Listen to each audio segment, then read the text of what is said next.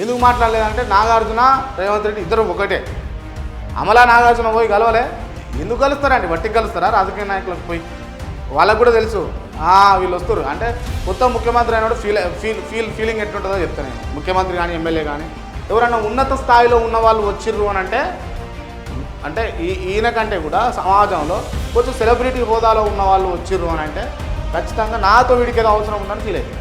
Feel కావాల్సిందే. అది గదే జరిగింది. అమలా బాయే పోయే అమలా నాగార్జున ఇద్దరు పోయి చేసి వెంకటేష్ ఎవరిని కలవలే, ఏ ముఖ్యమంత్రిని కలవలే.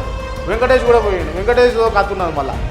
హీరో వెంకటేష్, విక్టర్ వెంకటేష్ ఉన్నాడు కదా, ఇట్లా అంటాడు చూసిరా. ఆ వెంకటేష్ కూడా ఒక కత్తున్నాడు. ఈ ఫామ్ హౌస్ కేసులా ఉన్నాడు కదా నందు అని చెప్పేసి, మోయినాబాద్ ఫామ్ హౌస్ ఇష్యూ.